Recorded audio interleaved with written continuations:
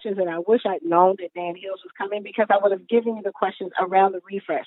Why did they pull out? Why did you get back in? What are you going to do as far as implementation from the $350,000 assessment of CPD that we got from Saul Green and his team?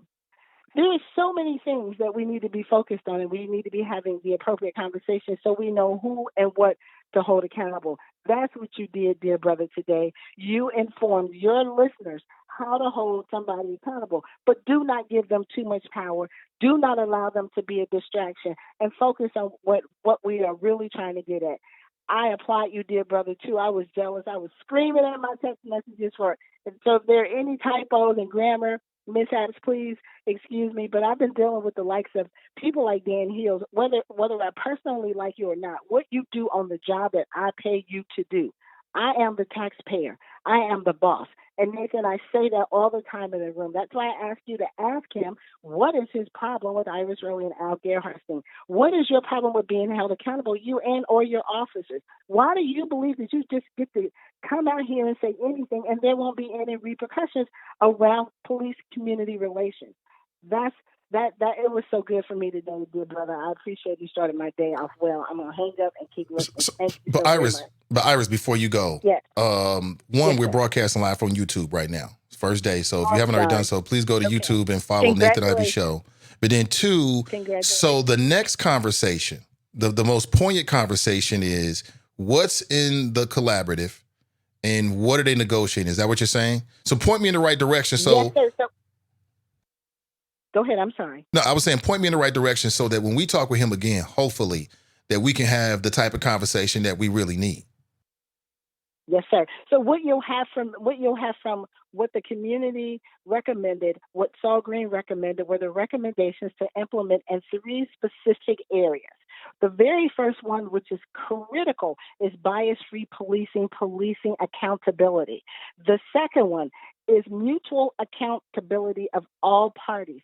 That means everyone that signed the CA, there are things that we are supposed to be doing. Like for communities, you're supposed to understand the data that they give you. So if you go to your community council meeting and a police officer walks in and they come in, they're the first ones, typically on your community council agenda. And they will say, this is what crime looks like, whether it's gone up, gone down, whether it's part 1, part 2 crimes. They will tell you what's happening in your communities.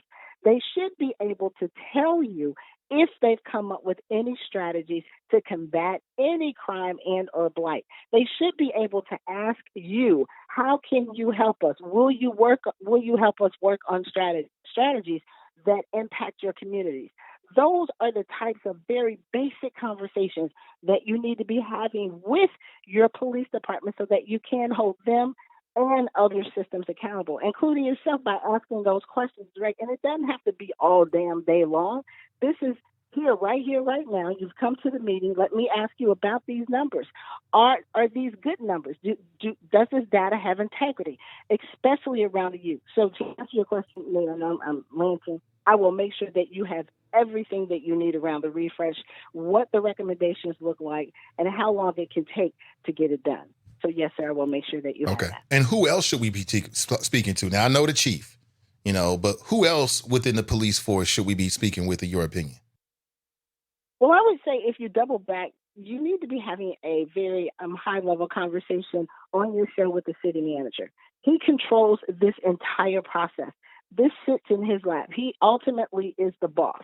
So we have to know that he is supportive of the recommendations. We need to make sure that when his team is negotiating the FOP contract, that they hear the will of the citizens. And oftentimes you don't hear the will of the citizens because people say it's union. It's about the union people. It's about the people who pay the dues, and they determine what they are negotiating. But these people that they're determining how they do their job are public servants to us. And historically, we've had a very negative, a very brutal, a very biased relationship with police. There has to be some room there where we can say, but wait a minute, look.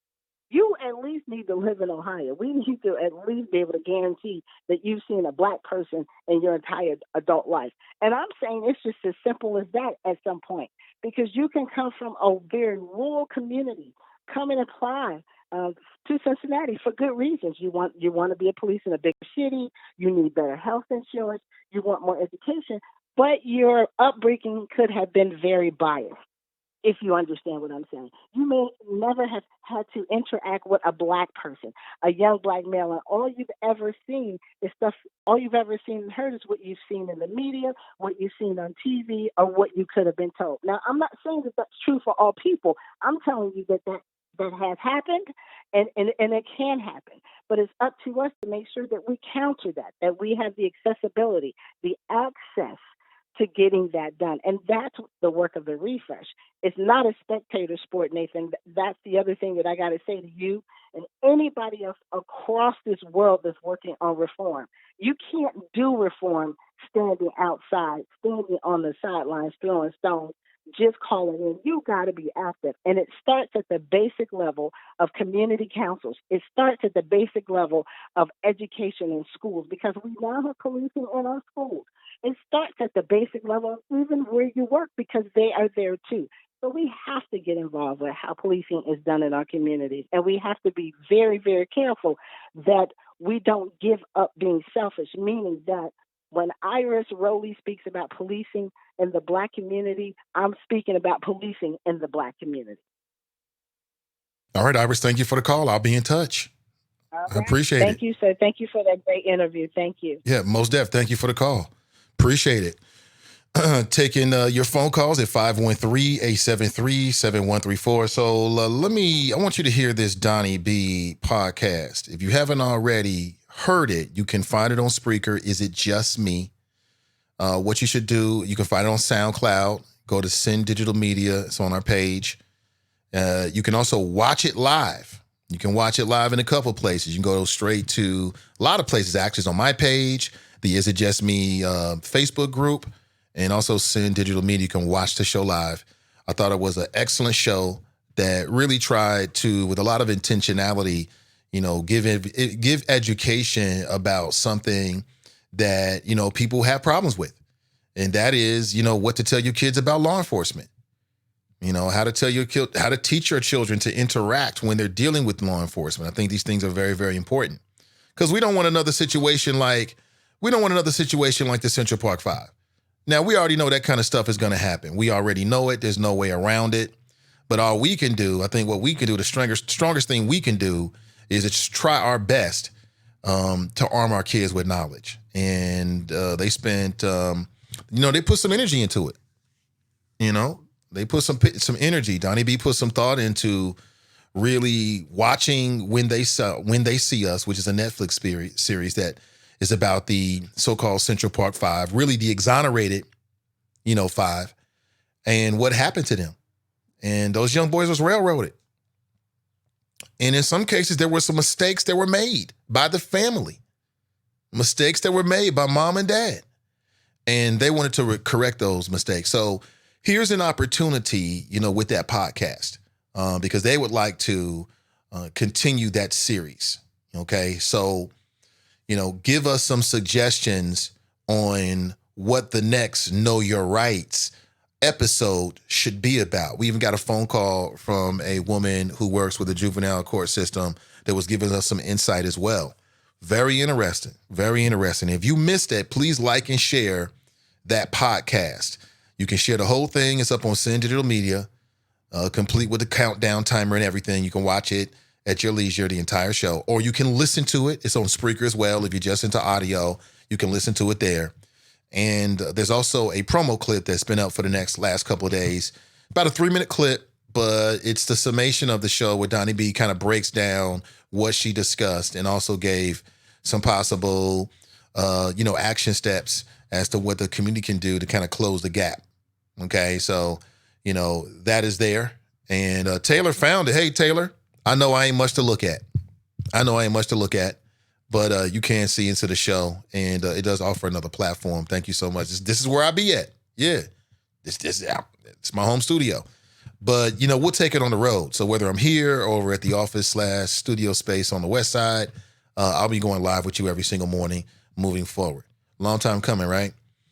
Very simple. Sharp Rice, good morning, Choppers. Great flows this morning. Thank you so much. I appreciate it. Somebody is asking about Zoe. I have no intention on talking about Zoe or, I mean, it really makes no difference. It is what it is. People have their own opinions. And, to my friends at the NAACP, I've been told they might be going on the buzz or whatever. What I would say is the strongest thing you could tell people is if you really want to know what's going on, check out your podcast. That's why you're doing it. That's why. Let them know. Educate people, because some people don't know. A lot of people don't know. And it could be a way for them to connect directly with the good work of the Cincinnati NAACP and get a better education and have some better insight as to what's really going on. That's it. So still taking your comments. People are saying different things. I tried to get a lot of your questions in. That was an opportunity for you. And there it is. Taylor writes, when you think about the fact that he is in a leadership position, it's indicative of what those who voted him into position feel is leadership worthy.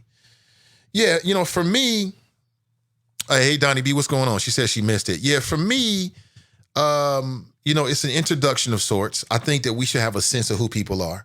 And as I told you, I mean, I'm a man of my word. I have some issues. I have still do, some question marks about the whole issue of tasing a child. As I told you, my issue was that Dan Hills has been playing down the fact that Officer Brown did not follow procedure. What's the use of having procedures if you ain't gonna follow them? What's the use? What's the use of having procedures if you're not gonna follow them? And I don't know about you. Dan Hills can say what he wants to say. If Officer Brown had followed procedure and said, hey, look, I'm going to taser you, the little girl might have stopped. That's the reason why you give people a chance. Dan Hill said that the police can just roll up on you, and if they tell you to stop and you don't stop, you can get tasered in the back. You can get tasered. I don't know. Mason Marlon writes, you missed it, Donnie B. Dan Hills was a mess. Nate had him shook. Well, like I said, the way I would describe it is that Dan Hills is not used to being asked very direct, pointed questions and being held accountable. He's gotten all like Larry Holmes, flabby and sick out here because he lazy with it. He's been going over to friendly confines, and they're just kissing his ass and telling him what he want to say, and they're talking about Andy Dalton.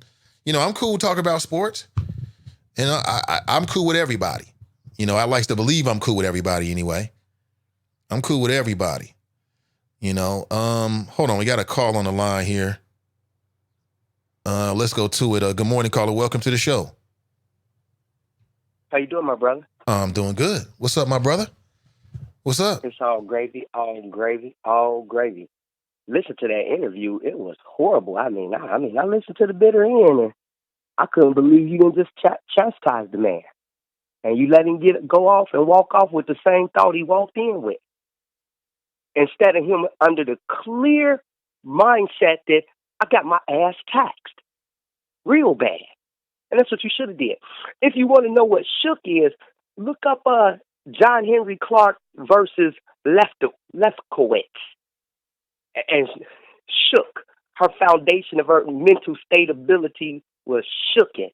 Everything she thought she knew was shooken and took it from her. And she was humiliated. And that's what you got to do to white folks. Now, let's move on. Now, we could talk to white folks for 464 more years. Shit won't change. You can't vote white people out of their position of power.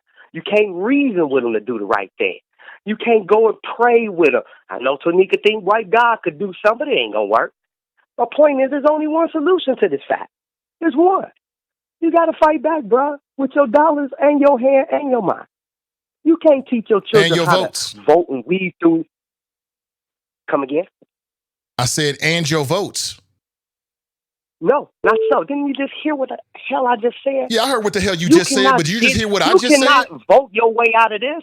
You've been voting for a long time. And you're not going to buy your way out of this either. No, you can't. But you can't control your own money out of this, and you can whoop their ass. Absolutely. So let me ask you a quick question. Let me ask you a quick question. Wait a minute. Let me even finish. Go ahead, finish. We as black people achieved more by not voting than we did by voting. Undisputed. In little 50 punk-ass years, we ain't got shit from voting, bruh. Nothing. So quit pushing that bullshit across the field. Now, do you want to hear common sense now? Can you hear some common sense now? I can. I'm not calling you for common sense because you don't have that. Oh, I got plenty of it. You just got to be in a place to actually hear it. So let me ask you a quick question. A white woman's emotional state of mind. Right. You're projecting. That's how you feel. Stop projecting. But it's listen. A fact, bro. Okay, it's that's your facts. I get it. But let me get to this question. Do you believe that black people are at war? That's a silly ass question, bro. Well, you've asked me a bunch of silly questions. I'm asking you a question. Can you answer it or not? You have. I don't believe it because believe means doubt, brother. That's why I said it's a silly ass question. I know it as a fact. Okay, so you know it to be a fact. So black people, let me finish, sir. I'm not done. You cannot give I'm not done. I'll give you all the time in the world, man. I'll give you all the time in the world, but I just want to make sure I get this right because I want you to see how I see it. So we both believe that black people are at war, correct? Great. Well, in a war, you fight it. No, we fight it. Don't. Hold on, sir. I'm trying to get it out. And I know don't get out. Okay, so we both know it. So we both know that black people are at war. I'm trying to get to a better point here. So we both see the same way that black people are at war. Great. Well, in war, no, we don't. You fight a war on multiple levels. You use whatever tactics. And that's how I see voting, sir. It's just one more tactic. You're wrong. For African Americans. Now, hold on, sir. Hold on. Now, you might disagree with me on that. You might be like, nah, we only got to do these kind of things.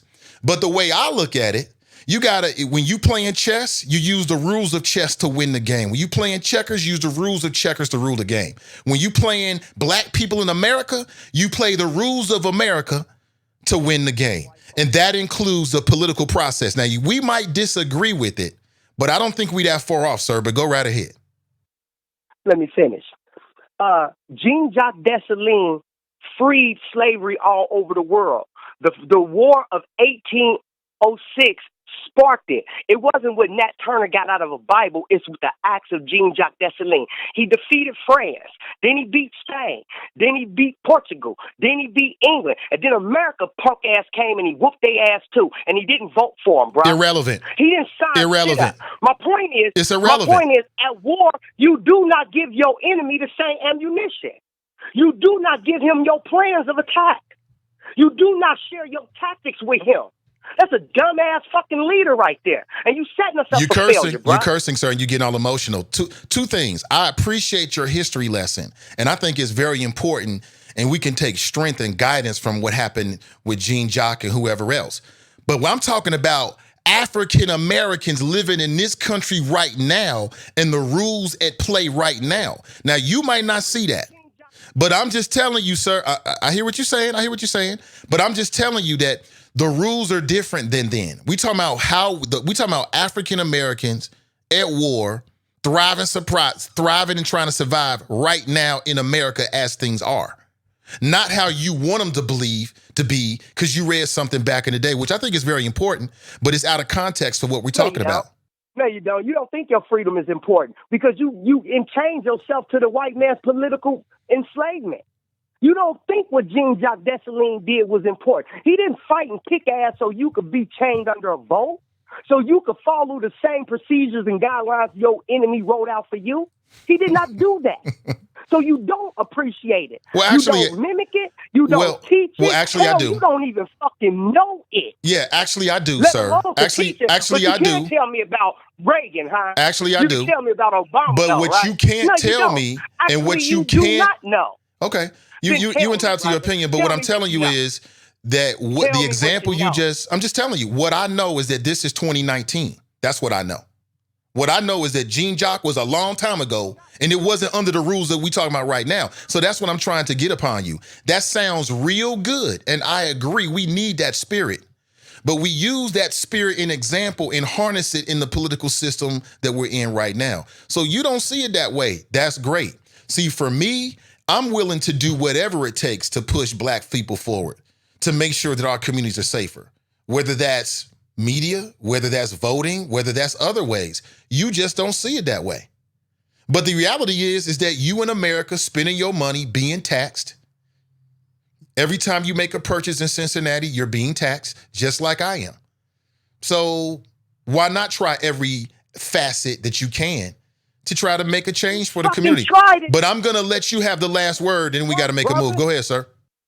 For 50 years, you done tried that same silly shit and it ain't No, worked. I haven't been voting for 50 years, man. I've only been voting for about 20 years. To defeat 5 nations, brother. It didn't. I'm saying the black voter has been voting for at least 50 years, and it did not take Jean-Jacques Dessalines 50 years to beat 5 nations. Yes, but he was fighting a different war, and that was a long time ago.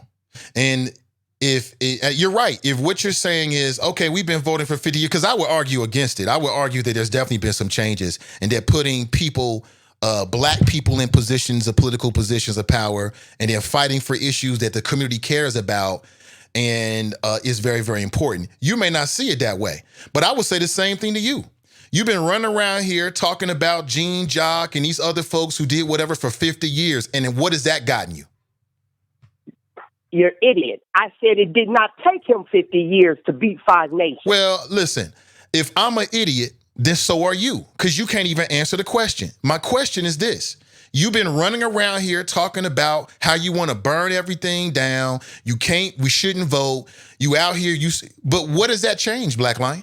What have you changed? You don't set nothing on fire, do you? What have you changed? What have you changed? I've changed a lot, brother. I've changed the mindset of thousands of people.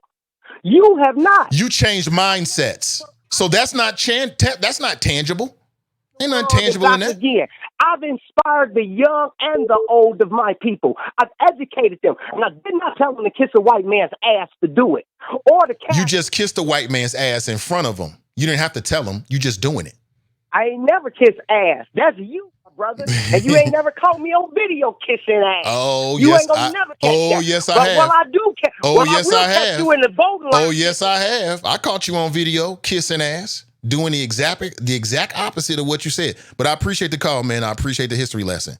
Like I said, I mean, if we are at war, if you study warfare, not just modern warfare, but war in general, it's fought on multiple fronts. Multiple fronts. I mean, you have what's called a hot war. You may have a battlefield. You may have a military confrontation. You have what's called psyops, psychological operations. I mean, war is fought on multiple levels. The only difference between me, or one major difference, I won't say it's the only difference, one major difference between me and that brother who has a huge problem with me is that he doesn't understand how the political system is a part of this as well. And I do. Simple as that. I want to say it again for anybody listening. Is voting a panacea? Of course it's not. Of course it's not. But is it a part of what we need to be doing? And not even voting. There's a lot of ways to impact the political system. Maybe it's not voting. Maybe it's another way. Maybe it's a candidate that you support. You know what I'm saying? Now, I don't know why you would give your money and time to a candidate and not your vote, but I mean, I guess there's people like that. So that's how I look at it. I want to make sure we're all clear about it. And in no way am I saying that the voting is a panacea. I've never said that. What I've said is that from day one, if you think that black people are at war, then there's multiple ways of fighting that war. There's multiple ways of engaging it. It might be media. It might be community events. It might be voting. It might be supporting candidates. It might be a multitude of ways that you can, fight that effort. But to suggest that that's not one of them, that's almost like saying, well, when you go into war, you don't need a sidearm because you got a rifle. It's silly. It don't make no sense. You know what I'm saying? You see these guys strapped for war, they got grenades. They got chemical irritants, right? You got ground troops, air troops. You got spies. It's fought in multiple ways. You have a very simple way of looking at things, sir. It's very simplistic. It's a very simplistic mentality that you're displaying. But what you think you're saying is like, this is some kind of grandstand against white supremacy. Meanwhile, you live in Hamilton County and your ass is paying for the stadium like everybody else. You paying for the Hamilton County football stadium because I know you don't like honky ball, but you paying for it. Exactly. So we got to be mature about these kind of things. I get it, but we got to be mature. I missed a couple phone calls. Oh, call me back. I'll try to put you right back on. Oh, I'm getting crazy text messages too. Oh, yeah. Appreciate it. Okay, so our next conversation, I'm trying to catch up with this brother named Morris Williams. And he's got some very critical information to share with our community. I know he's been on with Lincoln and other people. Great. I want to talk to him. I want to talk to him here on the Nathan Ivey Show. Live, local, and vocal. I want to talk with him here. What? Oh, pardon me there. That's interesting. Oh my gosh. So yeah. Listen, brother, I'm not trying to tell you that you aren't a Jew for the community because I know you are. I'm just trying to tell you where I'm coming from. I hear what you're saying, but you got it wrong. Because you vote don't mean you less of a black man. It don't mean you less of a radical. It don't mean you care about your community any less. In fact, it means you care more. I'll say it again. If you're a grown black person and you don't vote, you don't care about your community, period. You don't care. It's so simple. And if you have some expectation that as soon as you vote, you're going to get everything you ask for, then you got a very immature attitude. That's not how it works. It don't work that way, B. But I do appreciate the call and your interest in the show this morning. I really do. I really, really do. Good morning, everybody. Good morning to you. I want to get back to some of your comments here before we roll out. Yeah, Sister V has it right. She writes, voting is just one more tool. That's all it is. It's one more tool. It's a very important tool, but it's just one more tool. Like I said, it makes a difference who's on city council. It makes a difference who's a judge. It makes a difference who's the Hamilton County Commissioner. It makes a big difference who the Hamilton County prosecutor is. It makes a difference what their background is. It makes a difference. Is it imperceptible? Yeah, until you have a problem that directly that office has some impact or influence over, then it means everything, right? Now you really see it. So I think it really makes a difference. And that's why I say we need, to support candidates, black candidates in particular, that support our community, right? And we need to understand who they are before they get in office. The process through office should come through us. And there's ways to do that. As I said, I want to talk to you about the Donnie B podcast. I want to play just a little bit for you here in a second. Yeah, I thought she had an excellent podcast in which she was breaking down some of the critical things that people need to know about knowing your rights as it relates to your children. And one thing that came up over and over again that I think is super hella important is the fact that, and I've said it before, I'll say it again for people that's coming in now, keep your mouth closed. Keep your mouth closed. The police can legally interrogate your child if you're not there. To me, that's a gap in the law right there. And my question to you again is, who wants to try to do something about it? Let's do it. I've already contacted Cedric Denson. I'm going to reach out to him again today and say, look, how can I help? What can we do? If I can get 10, 15 people that's concerned about this issue, what can we do to push the needle further? And see, in that way, we can take the conversation that was had on the Is It Just Me podcast and put it into some practical use that might really matter. Because it ain't enough to just be outraged, right? That's what people keep telling me. So let's move from talk to action. If you're interested, let me know. I'll be monitoring this stream and try to get all of your information in this morning. Really appreciate you. Good morning. Keep your mouth closed. That's hard to do. Medium Buddha, who's 14 today. Yeah, she's 14 today. 14, man. Honestly, I've got a pretty good memory. I can remember 14. And I like being grown better than I like being a teenager. Nothing like being grown and do what you want to do. But 14 ain't bad, especially when mom and dad is taking care of everything, right? So what I'm going to do is I'm going to sit down with my daughter. We're going to do it this week before the next Donnie B special, Know Your Rights episode. And we're going to watch it together, okay? And I'm going to break this down for her and let her know what's up. And the same thing is with my son. I've already begun, the education of him as well, because at his age, law enforcement is sold to him as nothing but heroes. Like he runs around the house, you're under arrest, police. So now I've started the process of giving him a better education, okay? And letting him know what's really going on in small ways. He's only 4. So he ain't going to get it all. But I don't want my kids to be miseducated or undereducated when it comes to a critical situation. I want them to understand who their friends are and how they should be reacting when stuff happens.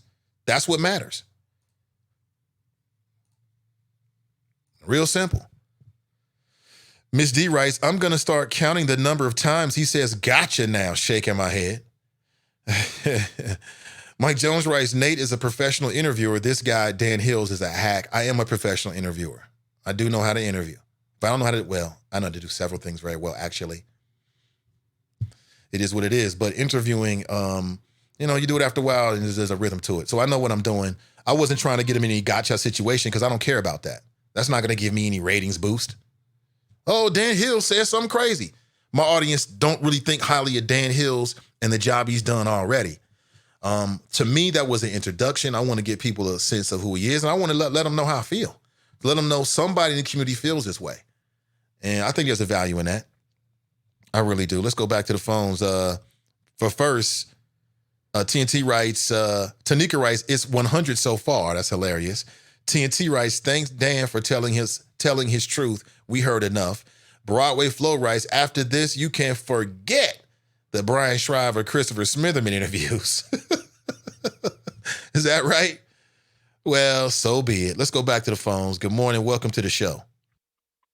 Morning, Nathan. It's Kev on the cell. Hey, what up, Kev on the cell? Good morning to you. Welcome.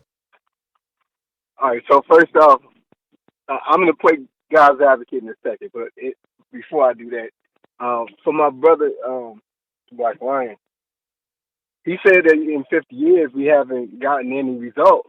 But part of the reasons why we don't get the results is because we do not vote, and we don't vote as a block.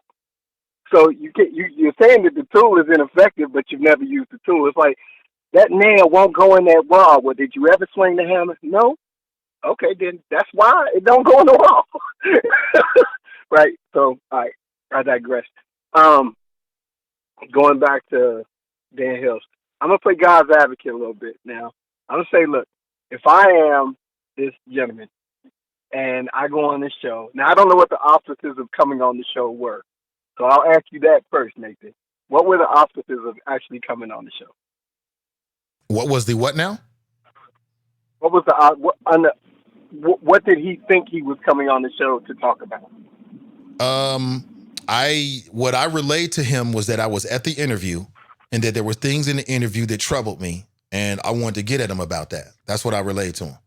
But I also told him that I believe that he has a role in our community and that, he should come on and talk directly with us. So that's what I relayed to him pre him coming on. Okay. It seemed to me that what he anticipated doing was talking about some of the positive aspects of what the police department does and kind of showing the positive side of the police force. And so under that guise, all right, now again, I'm playing God's advocate. I've never played the devil's advocate because I don't advocate for the devil. But under that guise, if I'm him and the conversation changes from me talking about Easter egg hunts to you talking about what's going on in Philadelphia and a few other things, it's going to throw me. I'm just being fair. That's going to throw me. I might not be prepared to answer those kind of questions. And then I'm trying to muddle through my head like, okay, where's he going with this? What is he trying to say? I mean, I know this guy, but I don't really know this guy. He's on a platform. I don't know how many people are listening. Most important thing, though, I will say this. There is no way you're going to get any administrator out here at all to speak. I don't want to say speak against, but yeah, to speak against the contracts that they put in place when it comes to how the police force is managed. Because there's arbitration and all that goes along with that. So that puts you in a really precarious position. You know what I'm saying? Not at all defending, pivoting to if Andy Dalton should be playing football and laughing, and it was an awkward laugh, so I feel like he was just kind of I don't know what to do now, and there's no way to get out of this spot that I'm in. And no, I do think, too, there's a little feedback, that when you do that kind of pivot, it would have been cool to say, hey, look, I've got some questions for you that are coming directly from the audience. And if you wouldn't mind, will you answer these? And at least that way he knows, like, up front, hey, look, you about to get hit. And you hit him, man. Those were good, poignant questions. Nothing wrong with the questions at all. Appreciate Well, it. I hear what you're saying. I disagree because, he don't, whether it comes for the audience or not, I mean, it makes no difference. I get you though. Like if it's coming from the audience, like if I was doing an interview and the host said, "Oh, we going to the audience," I would expect like a different level, right? That's just true because the audience is gonna have a different stake than the host. I get it. But I did prepare him for that last part. I thought it was a completely legitimate question because we're trying to get at the culture, right? Like, what is the culture of the FOP? What do you believe in? What are your values? And as I said before the interview, back on Thursday, Wednesday last week when I set it up, that was what I was trying to get at. What do they value? What are your culture? What's the environment that you're trying to create here? As a member, the president of the FOP. So that's why I went there. I think it was a completely legitimate question. He never answered it. He kind of answered it. He kind of answered it, but he didn't really want to get into it. But again, if it's what he said was, I'm sorry, go ahead. No, you go ahead. So what I was going to say is, the policy of the police department is progressive discipline, right? That is the policy. I mean, we may want it to change, but the policy of the police department and the reason why they speak the way they do about it, I've told you before, I've got a degree in administration, and that's where this is coming from. The policy of the police department is progressive discipline. Now, you said a moment ago, just a second ago, you said, what's the point of having a policy if you don't follow it, right? And so that goes for Mr. Hills as well as you. So they have this policy in place that says we don't. You know what I mean? Yes, that's a good point. You're right. That's a good point. So, and then for you to ask me to speak against the policy that is in place, I can't. I literally can't. My hands are tied. Now, you could have possibly asked them, hey, do you think we could possibly get to the point where, and being honest, the answer likely would be the same. And I'll just tell you, that's my truth. I believe it would still be the same. But had you phrased it as, hey, through collective bargaining, do you think that there's a point that we could get to where these are fireable offenses as opposed to, progressive discipline? You likely could have asked that question. I'm pretty sure he would have ducked it because that's just one that, the police don't want to have.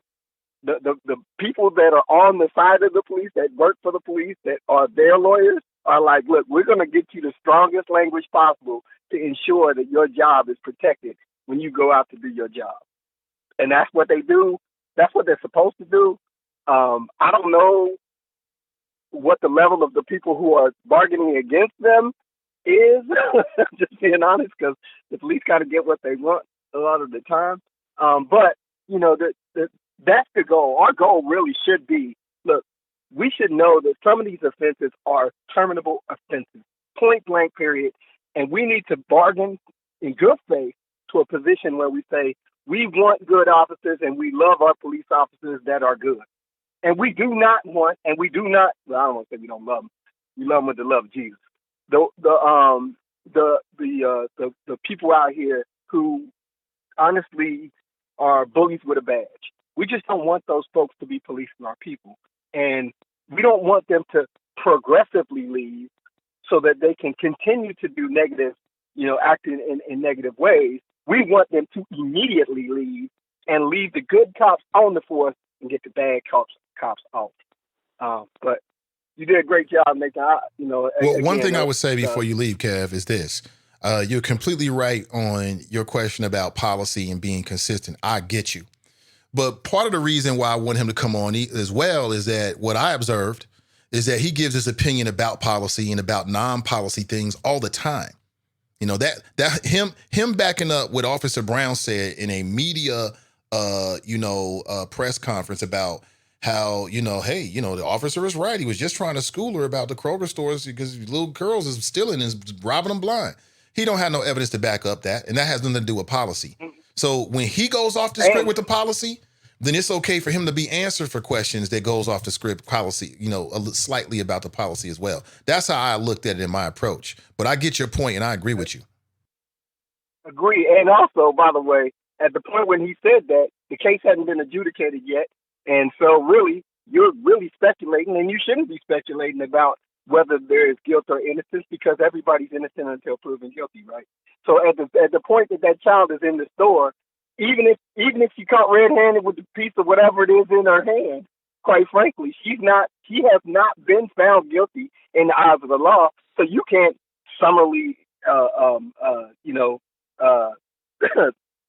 decide that you're going to punish her. That ain't how our system works. Man, look, I just love this. This is good stuff. Keep it up. Hopefully you can get the people on. And I think what you need to push with these folks up front. I don't do gotchas. Because I don't hear you doing gotchas, Nathan. These are honest questions from honest people who want honest answers. Because all we all trying to do is live and have a good life. And as far as the item that you're working on for fairness and making sure that our kids can't just be, I still haven't figured out how that works.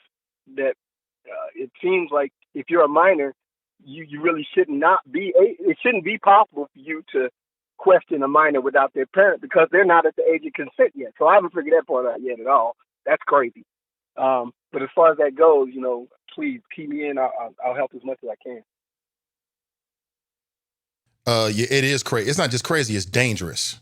It's dangerous. And potentially, can have our kids locked up, caught up in the legal system game, the legal system, which can have which will have a disastrous effect on their life. So, but I appreciate the heads up on everything, man. Thanks for the call. And thank you, sir. And as always, Nathan on every station across the nation. Hey, be blessed, and my blessings to your family. Happy birthday to Middle Buddha. Oh, thank you so much. She's like dancing around here.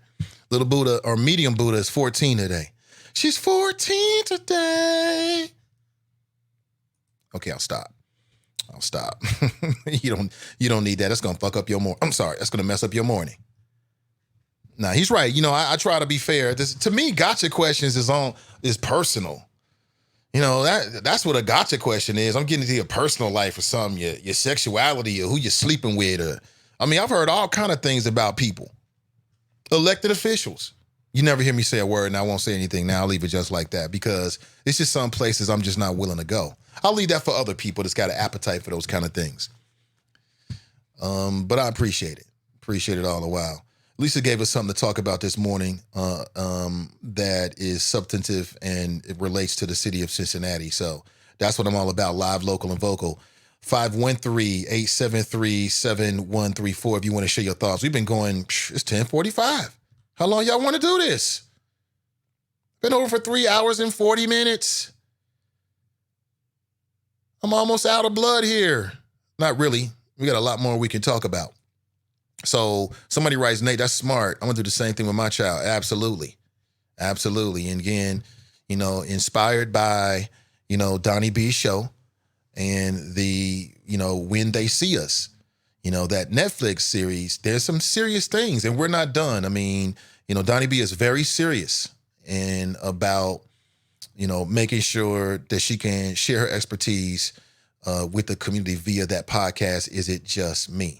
That's just the beginning. You can watch it in its entirety. It's up right now, multiple places, but you can go to the Is It Just Me podcast group. You can watch it there and interact with Donnie B directly. You can find it at Sin Digital Media as well. And you can also, there's a promo that's circulating as well. So if you see it, please like and share. Please like and share. Let me, then we got a phone call here. Let me see if we can get it in. Good morning, caller. Welcome to the show. Nathan, this is Sister V. Good morning. Yeah, good morning, Sister V. Listen, great show. Let me say happy birthday to the young lady that's 14, little Buddha. Does she realize how long you literally have been talking about her since she was born? She didn't at first, but we would be out and people would be like, oh, this is little Buddha? That's little Buddha. Right. She didn't know how to take it. She was like, oh, you know me, as any kid would be, but she kind of grown into it. Right. I know she's all the way on to it right now. It's a beautiful thing. And I'm with everybody, Nathan, on every station across the nation. That actually works out. But a couple of things. One, what we're going to make sure doesn't happen is that what Dan Hill said about you being this gotcha interviewer, right? We can't let that or allow that to stick. You are an educated interviewer, and so you're going to ask questions that matter to the people, not softball questions. And A lot of that stuff Dan has just never been held accountable for. He doesn't realize that a lot of us listen, a lot of people who are informed, we listen all up and down the dial. All up and down the dial. And honestly, there are times I just can't really stand it. But I listen because you got to know what's going on. You got to know what they're saying. And so I had text in because one of the things he said, and I forget what issue was going on, and so they were asking him, well, do you think it's going to result into a riot? He's like, he's just cackling it up with him and says, no. He said, right now, they have air conditioning and games to keep them busy. And he I'm said that? just, yeah. Yeah. But that's why I said even some of the questions that you were asking him, it was really holding him accountable for some of the things he actually said. But he doesn't believe anybody's going to call him to question on things he actually have said and put out there. And so, then he goes to the next, and he actually started sounding a little drunk at a point. It was you couldn't figure out, is he okay? He was getting thrown off just by the questions. Now you're holding a position like this, very, very high profile position, and you can't answer questions and be straight up with the people about your belief and how you've been operating, because that's what the questions were about. So what we won't do is allow him to put you in this category, because once the word gets out like that, then it'll have other people kind of afraid to step back, and it cause you not to get interviews. Yeah, that's exactly what it is. We know how it works. Right. Yes, exactly. So I'm saying, no, we're going to fight against that at all, in any way that we can, just to make sure that doesn't happen. Also, there was a lot of stuff going on, and I know Sister Nicole just kind of mentioned it, but the meeting, the call to action meeting, was well attended. I think we got a lot of stuff done, and I think over the next couple of weeks, people are going to begin to hear a lot of it being rolled out. I'd like to invite people out for the council meeting this Wednesday, because we're going to all the elected officials. We're not leaving no stone unturned. We're going to all the elected officials, and basically we're going to hold them accountable. We're going to ask them to put their voice on the issue, and then we're going to hold them accountable, because whatever happens after that, whether it culminates into a larger boycott or if we have to disturb some things, a lot of this, Nathan, is going to be on their call. It's going to be on their watch. And so the question we're going to be asking them is, do they want that to happen on their watch? Did they do all that they could do to get the resolution that we want, which is exoneration of her? And so we're going to be coming at them pretty hard over the next couple of weeks to make sure we get the intended outcome. And so I just wanted to put that out there. I know Sister Nicole just kind of texted out in the Chop Shop, but I just kind of wanted to expand on that just a little bit. Switch a little bit. Donnie's podcast, Donnie B, her podcast was awesome. I actually shared it, and I'm hoping people will listen. And I'm going to reach out to Donnie and a couple other people and see if we can't put something together to help educate some of these young parents on the rights of their children. And you're exactly right when you're saying you're going to go after Denson. And I'd even add Cecil Thomas, because I'm going to have his ear later on today. I'm even going to talk to him about it, because we got to get them on it. When you don't know, that's one thing. But now that you know, we got to act on it. From talk to action. Thanks. Absolutely. Thanks for the call. All right, Nathan. Take care. Take it easy. Sister V. Absolutely. Like she said, when you don't know, that's one thing. But now we can't say we don't know. We know. We know. We got our education. We know. We got it from the Donnie B podcast. Is it just me? She told us. Herself and also attorney Rodney Harris. And they're going to be back. They're going to team up for more of those educational opportunities. Because it just makes sense, right? It just makes sense. Good morning to you. Damn, we rolling up on 11. Oh, boy. We rolling up on 11 this morning. Sorry about that. Dropped the microphone. Never good. Rolling up on almost 11? I got to get out of here. I have to go. Someone else just asked me on Facebook about the BET Awards. I didn't get a chance to watch them. I'll probably circle back around and catch some of it. I heard it was great. I saw that Mary J got a Lifetime Achievement Award. That's great, man. I'm all for some mindless disengagement from time to time. You got to have it. Recharge a little bit. But I didn't get a chance to see it. I did read a story that said that Tristan Thompson threatened to kill himself after that whole cheating situation. And that's some weak ass. You going to kill yourself because you got found out to be cheating? Oh, my gosh. What is wrong with the world these days? I don't have enough time to get into it. I might circle back around. You never know. I see Donnie B writes, I can't believe black people still walking around here not voting. Stupidity is real. Love the way you handled it. Absolutely. Absolutely. Mrs. Love Being Black writes, this is a smart idea, Nate. I'm going to sit down with mine as well. I already have talked to my children about just be quiet. Don't tell the police nothing. Follow their commands without talking. We have lawyers on payroll for a reason, right? That's what the word is. That's what the word is. Donnie B says, absolutely, she's willing to reach out to Cecil Thomas. That was Sister V, Donnie. That's who that was. As activist, longtime activist in the city. Seen it with my own eyes, and not just talking about it, but being about it for a multitude of years. For years. John #Glorious is giving us, his particular perspective. I appreciate it. Appreciate it. Iris writes, it never ceases to amaze me when police don't want to be held accountable. Bunky writes, John, because you and a lot of fellow officers have been on straight up fuckery towards unarmed black Americans. I mean, it's the truth. It's the truth. There's no doubt about it. To act like it's not there just makes you look like you don't care. Why did King Cobra write #mute Zoe Wesson? I don't want to mute Zoe Wesson. I want to just give a voice to the community. I don't want to mute anybody. That's his particular viewpoint. It is what it is. I'm not going to get more into it and give it more energy. It is what it is, man. People say things about me. They can say whatever they want. They can feel what they want to say. I tell you what I am. I'm straight up honest.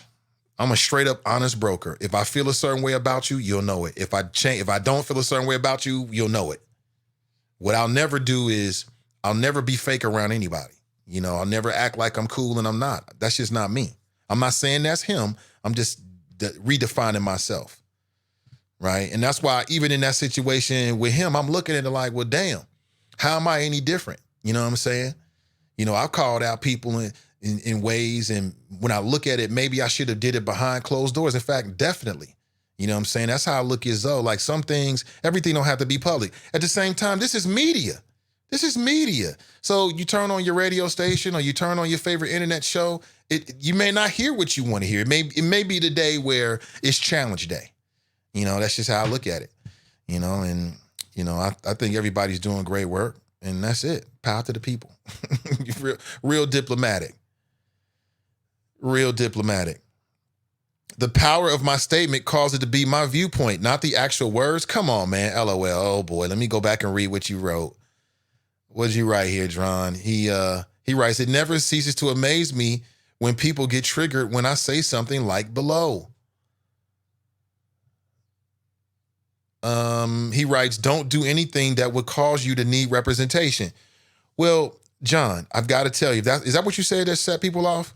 I got to tell you, John, if your point is, if your response to black people, John, as a member of law enforcement is, when we say we're sick and tired of seeing unarmed black people get shot, we're sick and tired of the mistreatment of law enforcement and the system on black people. If your response is, well, don't do anything you need representation for, you always gonna get pushback on that, John.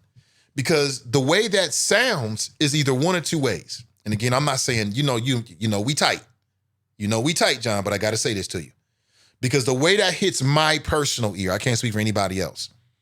The way it hits my ear is you're saying that black people are just complaining for nothing and there's no reason for them to be complaining about the criminal justice system. Because, and I could win this challenge. I could send you 5 videos within an hour within the last year of documented cases of black people who've done nothing wrong, and they end up face full of grass, knee on the neck, and or in other cases, Philando Castillo, anybody? John Crawford III, anybody? Tamir Rice, anybody? And these are situations when people lost their life. The list of people who haven't lost their life, but maybe they lost their liberty or they got skint up or had a rough arrest is much longer, John. So in the world of black people in America, what we fully understand, and again, John, you need to check out that When They See Us. I don't want to go on and hit you, John, because I appreciate you being here, man. I'm just saying, we having a conversation. It's all a part of it. But what I'm telling you is from the perspective of me, is that I don't necessarily have to do anything wrong and could have got caught up in the game. Like I told you, my own situation that happened to me when I was 18, 19 years old. By the grace of God, they say. By the grace of God. Never did it. Clean record. I don't play those kind of games. Because of mishap, I came very close to being in that situation. With a white female police officer, that was ready to go to court and finger me as the person. And I never did it. You know, I don't roll like that. So if that can happen to me, it can happen to anybody, John. And you have to understand that's where people are coming from, because we see a different side of it. And that's just what I'll say. I mean, I ain't trying to berate you or nothing, because I appreciate all of it, all of our conversation, but that's why you're getting pushback on that statement. But let's go to the phones. Good morning, caller. Welcome to the show. Hi, this is Donnie B. How are you? Hey, Donnie, what's going on? I'm doing great. I'm good. I'm enjoying the show this morning. I got to get back to work, but I was really about to log off. I actually posted it like, hey, I got to go. And then I saw John hashtag Glorious, I think he calls himself. And he's like, hey, don't do anything for the police to be at your door. And I just wanted to address that with a couple of comments. I think the first one is the myth that the law allows police to treat you however they want to and to violate your rights even when you commit a crime. So just because you're a kid and you shoplift or you steal or you do whatever doesn't mean that they have the legal right to beat the hell out of you, interrogate you for 18 hours, withhold food, and do all the other illegal things that they do. So that's the first point, that just because I'm not perfect in society and I commit a crime does not mean that the police actions are justified. That's one. The second thing is that what did the Central Park Five do, John? They didn't do anything. Literally, kids happened to be in the park. The one kid wasn't even in the park, got accosted by the police on the street, and ended up getting the worst out of the Central Park Five, and he wasn't even at the event. So that's why you're getting pushback, because your statement is ignorant. Your statement indicates that the only reason why people get stopped by police, the only reason why people's rights get violated by the police is because they are doing something wrong. That is far from being true. Far from being true. So I just wanted to address those two things. Number one, just because you commit a small petty crime doesn't mean that all of a sudden you've lost 100% of your rights. And number two, everybody that gets wrongfully assaulted or violated by the police aren't always criminals. There are plenty of innocent people that get, stopped, get arrested wrongfully, get accused wrongfully, get their rights deprived wrongfully when they've done nothing wrong. So that's all the feedback that I got, is change your mindset, brothers. It's not the police are only out here, arresting and beating up criminals. That's not the case. Thanks and for the flow. Criminals have rights too. Absolutely. Thanks for the flow, Donnie B. Appreciate it. Yep. Is It Just Me podcast? We broadcast live on Fridays at 12:30 p.m. And check it out. Check it out. And I agree with that. I've made the same point several times, is that just because you committed a crime doesn't mean that the police can do whatever they want to you. And see, that's the reason why the people that are not guilty of crimes in our society are allowed to be treated that way by police. Because we get this idea that if you're guilty, if they smack you in the head or they bust your rib or they bust your nose, hey, you shouldn't have stole those now laters. You shouldn't have stole a Barbie doll. And this overreaction to petty crimes, to me, the action should be commiserate to the crime. And that's the reason why people get outraged when you get these folks, like you get a white guy that goes into a black church in Charlotte, kills 9 people, and just because he, surrendered peacefully, it's all good. Meanwhile, you get a black couple that's alleged to steal a $1 Barbie and maybe $5, maybe $6 in underwear, and they're reacting as if he went into a black church and killed 9 people. That's what's up. The reaction doesn't fit. I just watched a video of a young boy walking down the street. He's got some health-related issues, so he doesn't go to school on a regular basis. So it was during school hours. He's walking down the street, literally walking down the street, mind his own business. Cop car pulls up, swoops out on him. They rough him up. Where's the gun? Where's the gun? Why? Because it was mistaken identity. He didn't do anything wrong. So it happens all the time, and that's what people are responding to, just so, you get that information out there. And again, I resist this idea that black people just can't control themselves, and when something happens, they automatically think the officer's wrong. That ain't true. The black folks I know, right is right and wrong is wrong, period. If you're wrong, you wrong. You deal with it. But it's also got to be commiserate. And here's the reason why. Because if they can do that to them, if they can do it to the Central Park Five, they can do it to you. If you can beat that's why it's so important to have advocates out there who advocate for the humane treatment of prisoners, people who are convicted of crimes. They might have convicted. They might have confessed. Well, the reason why is because we all citizens in this country, whether you're convicted or not. And if you can beat somebody's ass because they behind closed doors, well, then you can beat somebody's ass because they've been convicted. They've been alleged to have committed a crime. See how that works? Somebody can knock on your door today and say you did something. What are you going to do? What are you going to do? Somebody could knock on your door today and say, there's a problem.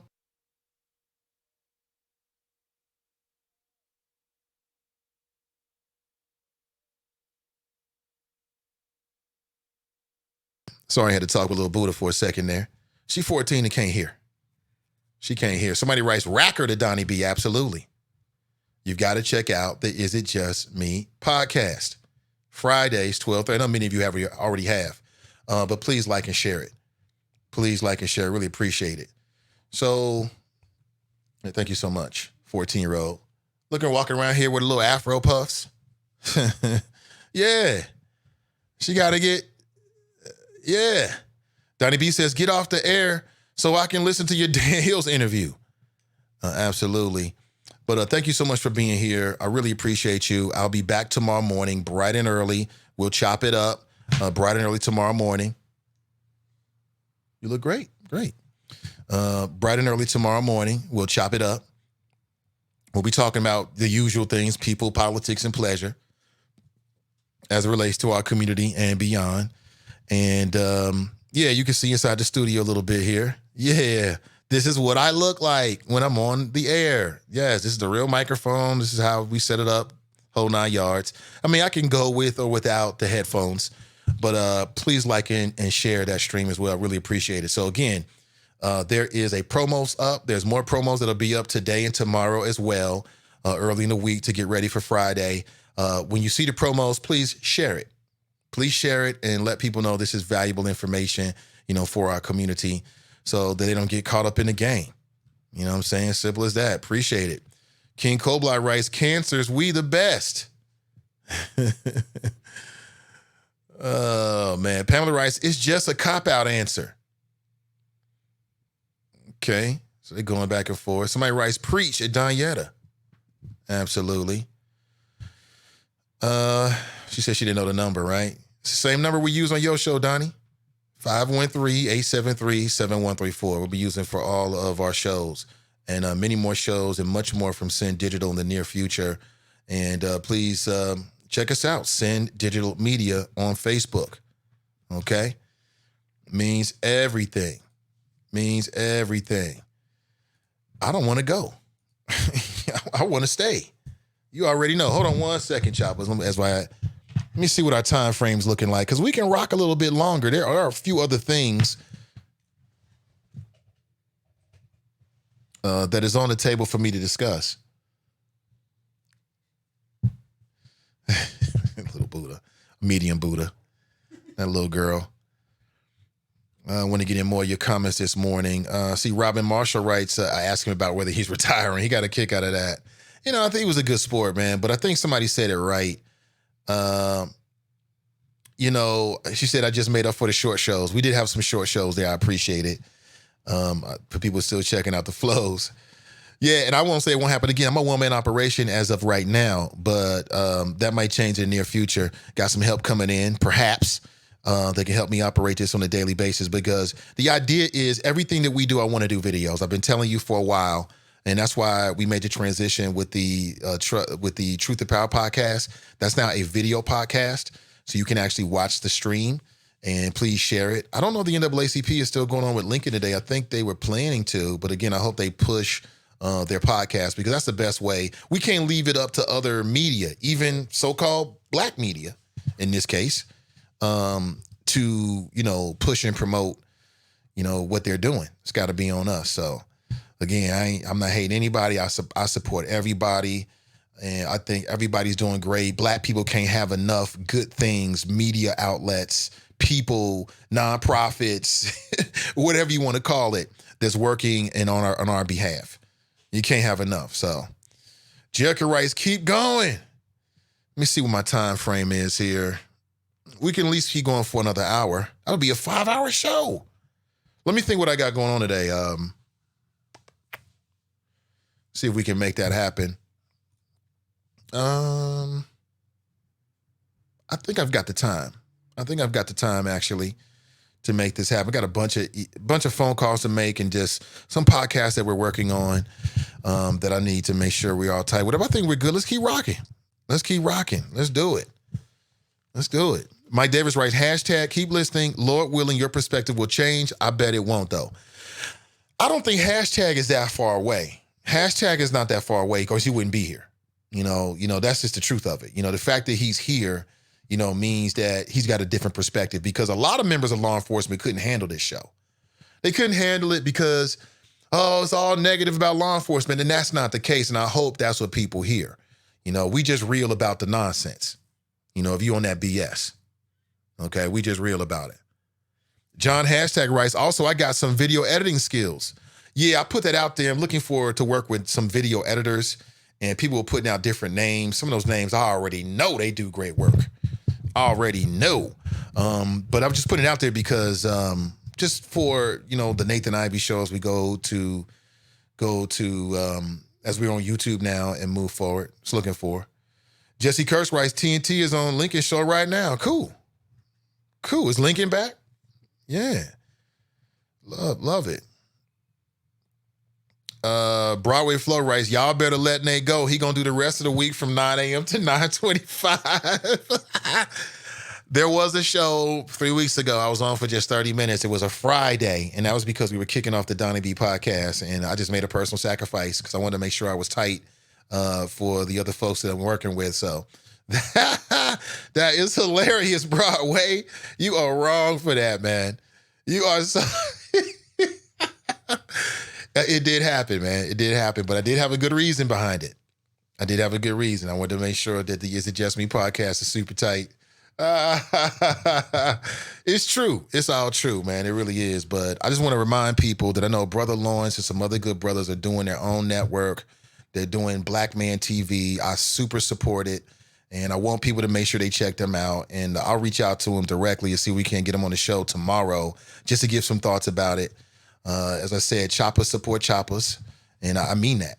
And I think that we can't, I'll say it again, we can't have enough good actors, okay, in our community working for the betterment of our community. Okay, we got enough negative actors. We got enough of that. But we can't have enough good actors, in our community that's trying to do something positive.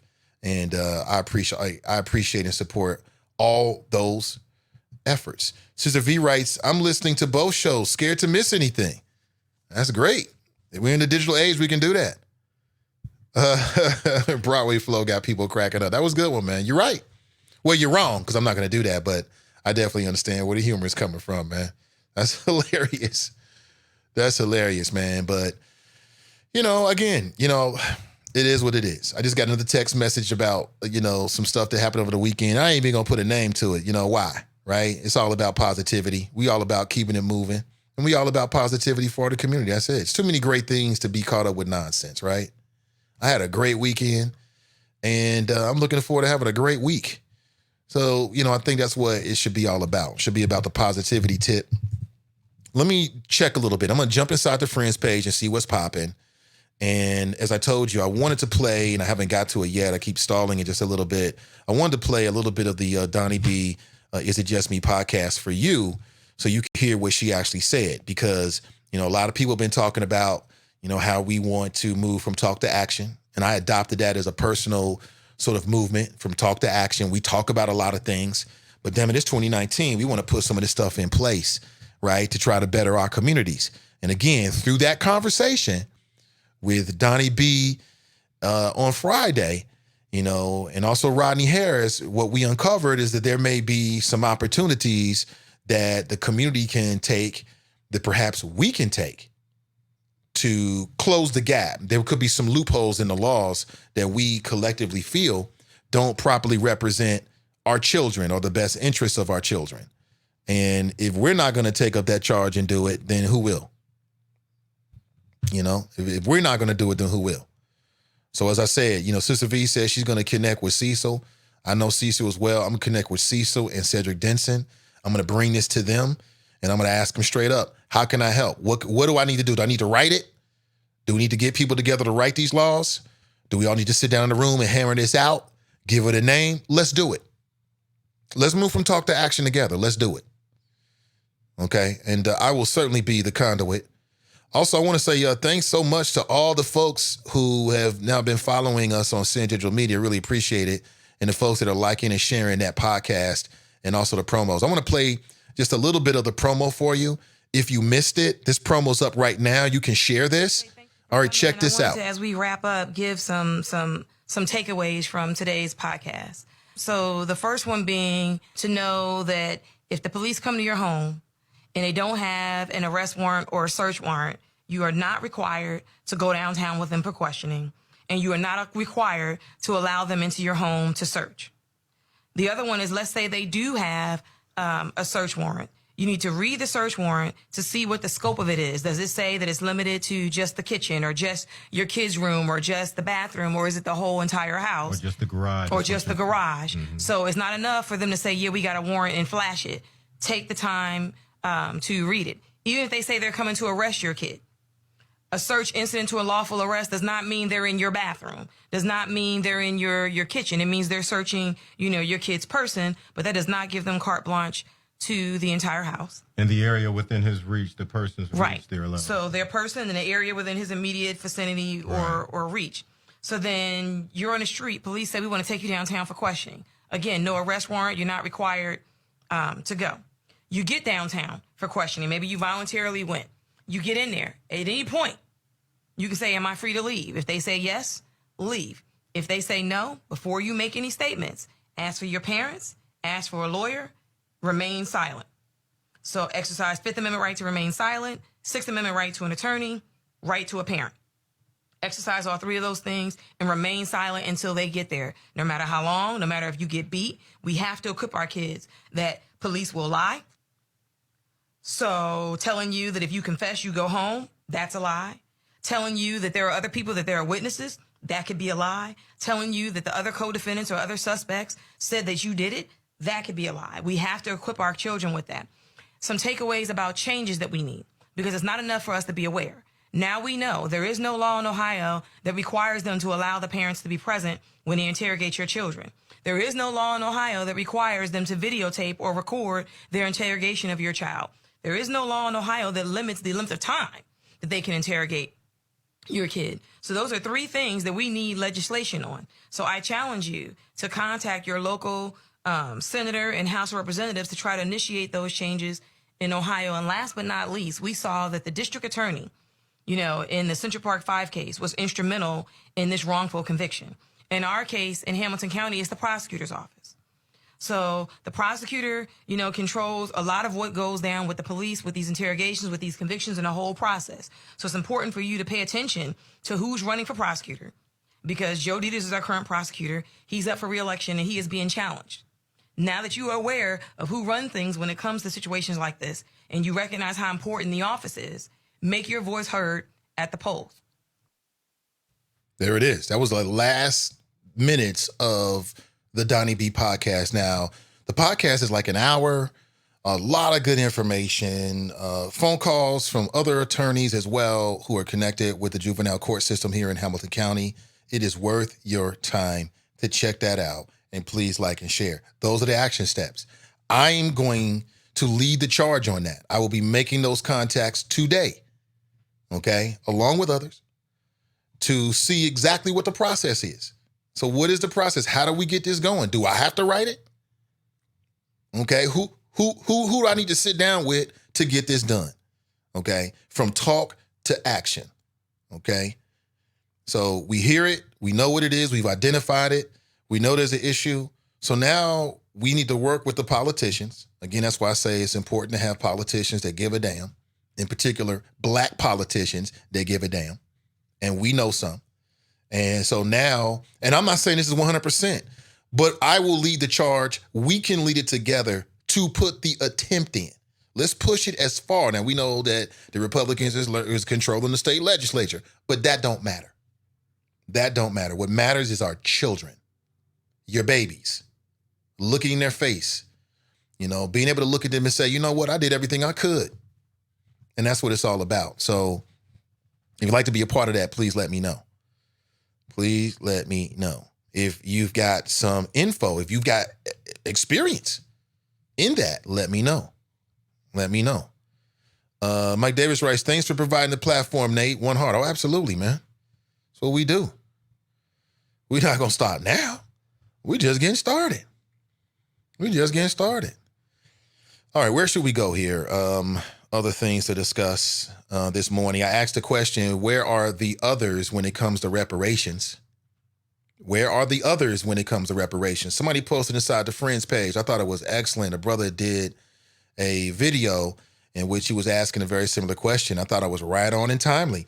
For these last week, it's been reparations for a lot of black folks because they've been watching, or they watched what happened with the congressional hearings. And I thought that Ta-Nehisi Coates put it down. Somebody, I think it was Fame, who was saying that he didn't like Ta-Nehisi Coates. I got a lot of respect for Ta-Nehisi. I got a chance to interview him once, and then I was going to interview him again, and I probably effed it all up, you know what I'm saying? Because he told me that he was going to go on Larry King. And I texted him, fuck Larry King. You should come on the Nathan Ivey show and talk with us. And that was the last interaction I had with Ta-Nehisi Coates. I haven't reached out to him after that. But a lot of people have been hip to him. He writes from The Atlantic. He's in a lot of stuff. He's been written on the Black Panther comic book series, if that means anything to you. The brother's very well-versed and well-read. He's not a politician. And a lot of people are like, well, he's not an economist. Why should he be there? And when he opened his mouth, people understood why he should be there. Because he's got a strong mental, and he was prepared to talk about, what was going on there. And I thought it was great. I thought it was 100%. It was common sense. Everybody knows it. And it was good to see it. It was really good to see it. Yeah. We've been talking about the exonerated five, and that's what people are calling them now. Somebody corrected me like, no, it's the exonerated five, Nate. I said, you know what? You're right. It is the exonerated five. But they were on the BET Awards last night. They received a standing ovation. Telling you, that Netflix series, that's good media right there. Ava DuVernay, that's good media. That was so because she created that, we, including Donnie B, saw that and reacted. And with our media, with that podcast, we put it out in our locale. And now here we are poised to take it a step further into actual action steps for legislation. That's good media. I like Netflix. I don't get a chance to watch as much as I want to, but I love it. And from time to time, somebody puts something out there that really, really hits a home run with everybody. And so we're no different than a lot of people. There are media platforms throughout the country, primarily with black folks, running things, that said, oh, snap. Okay, I'm going to address it. Okay, and that's the whole point. Welcome to the digital age. That was the whole point of it, but I thought it was excellent. I thought it was absolutely excellent. And I'm going to watch it, as I said, with little Buddha. She's 14 now. She's 14 today. She's 14 today. She can hear me. She's right cracking up right now. My dad is crazy. Crazy about you, girl. That's it. Crazy about you. Yeah. What is this, man? Some great stuff. All right, Terrence, I see you, man. Shoot, I'm not the biggest golfer, but I do have a set of clubs. Yeah, they were given to me by a family member. I said, yeah, I'll take them. Nah, nobody's roasting that, brother. Nah, too many other more important things to talk about. Not to say that he's not important. Now, speaking of Ta-Nehisi Coates, okay, so fresh off of what his testimony in front of Congress, there's a new news report in which Ta-Nehisi Coates is going after, and I won't even say going after, he's just giving his opinion about Joe Biden. Now, this Joe Biden thing, man, we like I said, it's going to be fascinating from a political standpoint as a mad political scientist to see how this all shakes out, because two things are happening at the same time. So one, Joe appears to be the front runner. And speaking of which, the debates are coming up this week. If I did a Facebook watch party, would you watch? You know, somebody put out on Facebook like, are black people getting together to watch the debates? I'm like, well, shit, we can watch the debates. Let's do it. Let's do it. Let's glean what they have to talk about. I don't know. We'll find out. But let me know if you're interested in that. And there's a possibility that we can all link up. Actually, I think it's Thursday. So for folks who've got the time and flexibility, it's not too far-fetched, but I know of a place, a black-owned establishment that may be open to hosting something like that. So if you want to get together, let me know. And we can make that happen. And we can break it down. We might even broadcast it live, right? Stream it. Okay, great. I asked somebody to check out our stream. And I just got a message saying that they love they like the show. They like the show. Somebody's sending me something from Dan Hill's page. Let me see here. Oh, boy. Oh, boy. So Dan Hills didn't put us on blast now. Let me see here. So I'm not sure if you're aware of it. Hold on one second. I'm getting a message from Jane. Oh, thank you so much, Jane. I appreciate it. Thank you for being here. Thank you for being here this morning. But so let me see here. Let me go back. Somebody sent me a message. This is Dan Hills. Support the Blue and Cincy. And Support the Blue and Cincy is a Facebook group. And it's primarily members of law enforcement, family members, and those who support law enforcement. Now, before I read this, you know, and I know, you know me. I'm not about lawlessness because I'm just not in a position where I can push that. Not that I would if I wasn't. I'm a law-abiding citizen, love my family, love my community, and I love people. Love my people. That's it.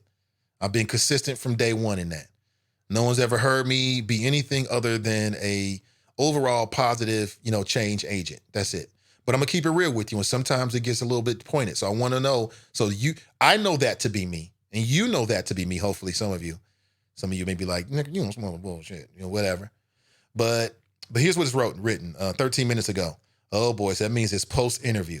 So before I even read this, because I haven't read it yet, you all heard what happened in his interview. I was very fair. We talked over each other a little bit because I would prefer not to, but that's just the nature of the beast. It is what it is. I don't take no offense to it. And at the end of the day, I want you to hear what people have to say. What's the use of having somebody call in if you can't hear them, right? I've been told that before. I get it.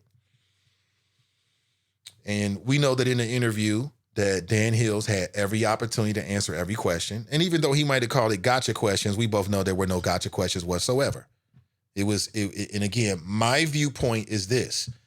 Okay, I don't know Dan Hills personally, so I don't make any personal assessments of anybody. He's a family man. I'm a family man. That's enough. But professionally, right, as it relates to citizens, that's different. Ain't no friends in that. Ain't no friend. When it comes to interacting with our citizens, they ain't about no friends. Okay, we can be dead friends, but if you ain't representing, you ain't representing, period. Okay, and it really don't matter who it is. Okay, so let's make sure we get this. So here's what he say. He writes, Nathan Ivey has a local podcast talk show. He asked me to come on his podcast, in which I spent about an hour this morning. The dialogue was sometimes good, but I often sensed the interview was a series of gotcha attempts by Mr. Ivey. At one point, when I confronted him about this, he accidentally admitted that he had all the clips he needed. I am enthusiastic about any opportunity to talk about the great work of the men and women of the Cincinnati Police Department. Not only am I not afraid of discussing the union's defense of FOP, then he stopped right there. And then somebody writes, so that's a mischaracterization there. It's complete. And I don't think I really need to explain it, but Dan seemed to be, during the interview, getting really, really caught up with gotcha. And so I told him, and the point I was trying to make, that if I was trying to do that, you've already covered those bases. So clearly the conversation at that point is not about that. Now, in my opinion, I've done interviews too. I've been interviewed on other things as well. And, I'm not going to say it's hard. It's not hard because I always know who I am and what I'm going to say. It don't really matter what the question is. I'm going to give you my straight, honest, heartfelt, intellectually thought out answer. So I don't really get caught up with answers. If a Mickey Ficky asks me a dumb question, you already know. I'll tell you in a second. I don't answer dumb questions. Leave it like that. And I leave other people. Dan said that. Okay, that's how you feel about it. I'll leave that space open for other people. But, that's the only... Dan probably felt some way about the interview. As I said before, Dan, if you're still listening, or anybody from the... what is this now? Support the Blue and Cincy Facebook page. Dan had a fair interview. The nature of the conversation is gonna be confrontational. It's gonna be tense. We're living in tense times. I don't want to talk about Andy Dalton with you. We can talk about that later. We talk a little football during football season. I'm okay with that. But, what happened with that little girl, you didn't hear me talking about that just because of shit and giggles. I meant it. I felt that. It could be my daughter. I feel this. That's why I had him on. It wasn't about no gotcha. Because like I told Dan, you being on my show is that's not going to be the moment that changes everything and thousands of people or whatever. It's not, no, just because you're on the show. No, you got a lot of really dedicated, highly motivated individuals in this audience. They're concerned about the community, and we're just talking about some of the inconsistencies between what we see and what we hear and what we know to be true. That's it. But if Dan Hills wants to paint me as a gotcha guy, the same, I'm the gotcha guy. You know what I'm saying? Brian Shrive, I don't want to come on for a gotcha interview. Translation, he's going to ask me tough questions and hold me accountable. That's what the translation is. I don't want to do a gotcha interview. Oh, Lordy, Lordy, Lordy. He's going to ask me something. I don't know what to say. You're a grown-ass man. Say whatever's like the truth. Oh, Lordy, Lordy, Lordy. Oh, Lordy. Oh, Lordy. See, now you can see me when I make these voices. You can go on YouTube and see the faces. The faces, I think, match the voice. Oh, Lordy, Lordy, Lordy. Oh, he's at... What? Danita Pettis. Oh, gotcha question. You're the one who did it. I didn't do it. It's not a setup when somebody's asking you something that you did or said, Mr. Dan Hills. That's not a setup. That's called accountability from a community. Simple as that. And he admitted, he said it was a mistake and da-da-da-da-da with Danita Pettis, and it was. And that's it. And the reason why is I was concerned about, and I think Angela asked the question, and again, that was a question I had as well, like, what are you doing to create unity in the community, even the law enforcement community? So, we'll have to circle back and circle around. Who just sent this to me? Shout out to you. Appreciate it. Oh, that was Iris. Thank you so much, Iris. See, Iris knows where to go. Yeah. So, if that's how he feels, it was a gotcha interview. And see, that's a way that people use to try to dismiss you. Like, oh, well, I'm not going to come on your show anymore because all you want to do is ask me tough questions. Well, that's the nature of the beast, man. We living in tough, tense times. It is what it is, yo. It is what it is. So I wouldn't take any questions back whatsoever. Broadway Flo writes, Biden out here setting off dog whistles in middle America. Yeah, back to Biden. So Ta-Nehisi Coates, he, I guess he's raising awareness about Joe Biden. This is Ta-Nehisi Coates. Joe Biden shouldn't be president. Let me click on this. Shout out to James Pitt for the share. James Pitts for the share. Shout out to you, brother. Appreciate it. Let me see here. I'm at Democracy Now! I love me some Democracy Now! Yes. What up? What's up? I want to be on Democracy Now! As a matter of fact, I love their shows. So apparently Ta-Nehisi Coates sat down with Amy Goodman, who I got a chance to meet once. She was scared to death. I mean, she was, who the fuck is this guy? Yeah, no, true story. Who the fuck is this guy? So here's the problem with Biden. Biden appears to have a lot of Democratic, established Democrat Party energy behind him, including the Congressional Black Caucus. They're supporting a Biden for president and Kamala Harris for VP ticket. This is something we should talk about. This is something we've been talking about. So the question is this, is for black people, is it anybody but Trump? Or is it somebody better than Biden who might not beat Trump? I'll say that. To me, that's how I look at it. Is it anybody but Trump? Or is it anybody but Biden who might not beat Trump? So another way of looking at it or phrasing it is this.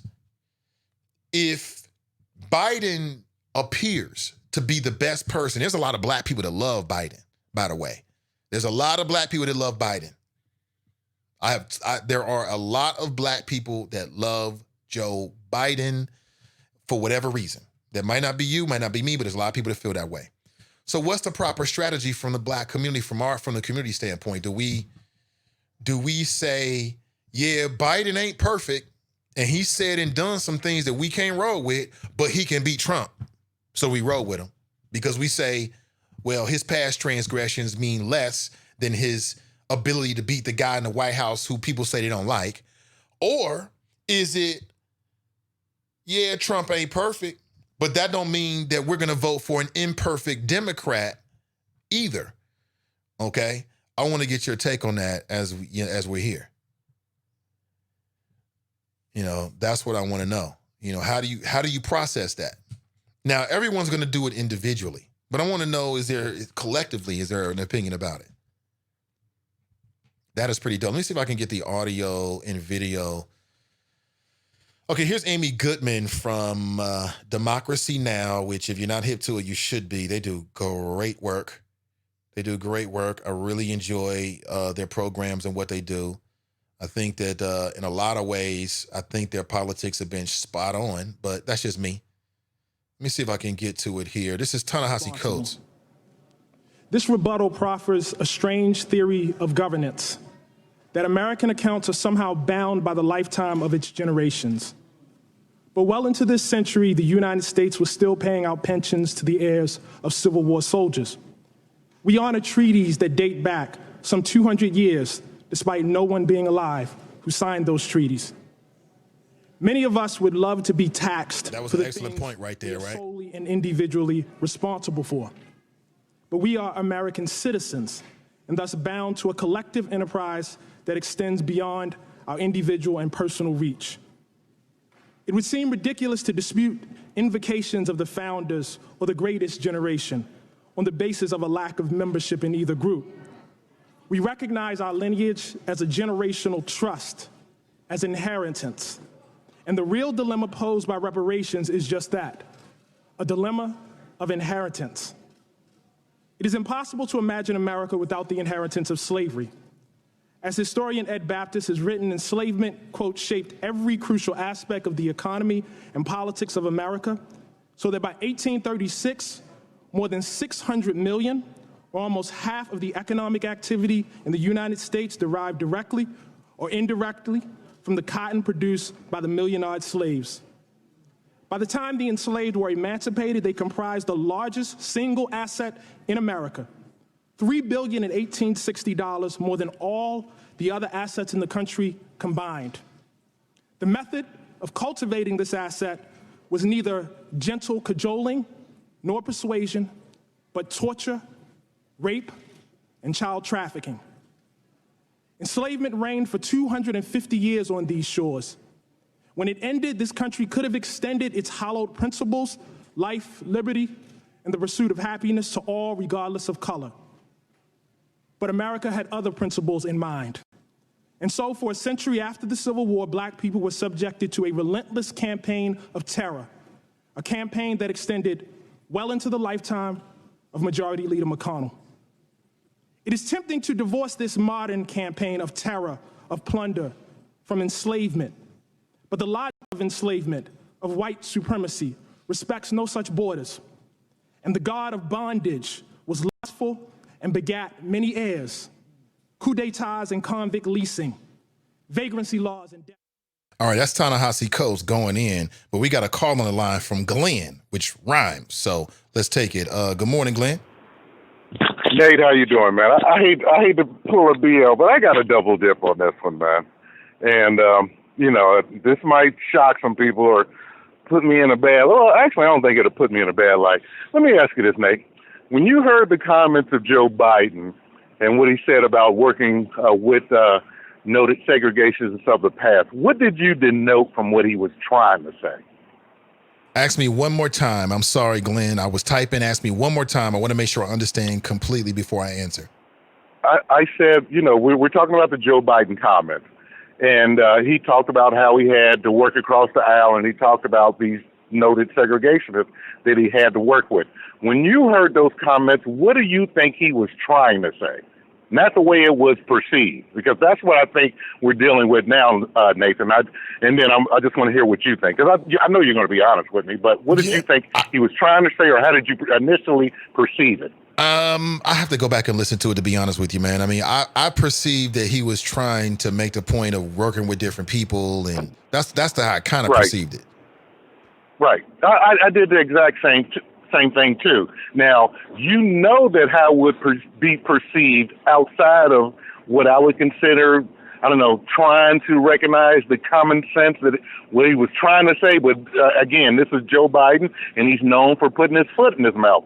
Nate, what I think we have here, we got a generation of people, especially younger than you and I, who grew up with the Joe Biden of the Barack Obama administration. All they know of Joe Biden is, well, apparently this white man was cool enough to be the first black president, vice president. But now in today's age, and I've said this for years, Nate, and I know you remember me saying it, with us having the ability, with having the information at our fingertips, this younger generation that only knew Joe Biden from the previous 8 years or 10 years now they can go back and look at Joe Biden and hear what he had to say about school busing at the time, and hear what he had to say about segregation at the time. Both that a lot like Hillary, Nate, will be things that he's going to have to explain to this generation of wokeness that he didn't have to explain 8 years ago. Do you get where I'm coming from? I get it. So let me ask you. And I think that's the point. So let me ask you this. So where are you in that conversation? Because we both know there's a lot of people that have issues with things Joe Biden said, continues to say, and has done in terms of most notably the crime bill in the 90s. Right. But if he appears to be the guy or the candidate, I won't say guy, the candidate that can beat Trump, in your opinion, which is more important? How do you, if you don't mind sharing, how do you shake on that? In my opinion, given what I think what he was trying to say about his latest comments, given the votes that he had to pass back during that time, and given the fact that what we have in the White House right now, I would take winning and I would take beating Donald Trump over that. Put it that way. And believe me, I know that's a slippery slope, and that's splitting the baby in half and then another quarter here and there, but I would take beating Donald Trump. I'm hoping that if Biden is the nominee, Nate, that he can have that vice presidential candidate that can connect to the people the same way that Barack Obama had to use Joe Biden to connect to a certain portion of America that will put him over the top and make him president of the United States. And I know you know what I mean by that. I get it. I mean, because that was the reason why Joe Biden was Barack Obama's vice president, because Joe was supposed to reach those in Scranton, Pennsylvania. Joe was supposed to reach those that, might be a little wobbly about, the first black president. But, hey, you got Joe Biden on your side, so maybe he's okay. So that means maybe Joe Biden needs to make sure that he has a Cory Booker or Elizabeth Warren or Kamala Harris as his VP or vice versa. But, I'm looking at it in a very political sense, but believe me, I know all angles of the debate, Nate, and I knew when those comments came out that he's going to have some explaining to do, but again, we're talking about a generation who, unlike us, we know the Joe Biden of the past, but they only knew the Joe Biden of the last 8 years when he was with Barack Obama, and he was still getting away with, he must be cool, he was with the brother, he trusted him. But Joe is going to have those votes. And those comments, for the last, he's been in Washington for the last 50 years. I mean, so he's got a lot of things that's going to come up. It's still early in the whole process, but, he's got to pay for it. So, believe me, I'm okay for Joe. He got his own explaining to do, but that's part of the process. That's why I love the fact that we got so many candidates. Let's get it all out in the open. And, we talk all the time, Nate, about having people be responsive to your needs, responsive to your questions, responsive to policies that you want to put forth. Well, that's actually happening, and at least on the Democratic side. And I hope in the end, Nate, after all these debates and we all wash it out, that we don't come out with a guy that's been married 3 or 4 times, have 5 different kids by 3 different baby mamas, and having sex with porn stars. That's what I'm hoping for. Sounds good to me, man. I appreciate the honesty. Appreciate it. Hey, Nate, like I always say, man, hopefully in the end, man, they getting what else said. You have a good one, brother. I had to call in, and like I said, I didn't want to double dip. I just had to get that out, man, because believe me, I've been thinking of all angles about this for a while now. And, you asked the question about, how much is winning mean to you? And I'm in a point, Nate, where I think some of these people might be one-issue voters. Now, if you're a one-issue voter, that's fine. But is this an issue that's enough to make put Donald Trump back in the White House for 4 years? And I say no. Okay, thanks for the call. Appreciate it. Yeah, you have a good one, brother. Yeah, most def. I appreciate it. So I put the word out on my Facebook page looking for a Black-owned spot. And you know what? We've been looking for a next opportunity. This is it right here. And I know it's short turnaround. The debates, I believe, are Thursday. That's a short turnaround. But perhaps we can all get together and watch the debates together. I'll stream it live, provided that I can get I need more than a Wi-Fi signal. I need to be able to plug in. And then, of course, we can give some promotional opportunities for whoever the business might be. So I'm all about it. Let's do it. Ain't nothing wrong. Why can't we? And we can all get together and look at it from maybe a different perspective. Nothing wrong with that. I think it'd be a lot of fun, actually. All right, back to the phones we go. Good morning, caller. Welcome to the show. Good morning, Mr. Ivey. Since this is the day of double dipping, this is your West Side Connection, Drop Spot 52. Nathan, I cannot believe Glenn from Mason, a.k.a. the Overseer, just got off the phone. I dance, master. Sounding like Steven from Django, making excuses for white, racist Democrats. Joe Biden was not reaching across the aisle. He wasn't being bipartisan. He was talking about working with white, racist Democrats in his own party. Nate, I'm telling you right now. I'm sorry, sir. I didn't mean to go off like this. And I didn't even make sure it was okay for me to call back. But Glenn from Mason, he's the reason the Democrats going to lose in 2020. Because you got black Democrats like him, the same ones who made excuses for the Virginia governor, Ralph Northam, a.k.a. blackface and KKK at the same time. They made excuses for his racist ass in Virginia. He's still in office.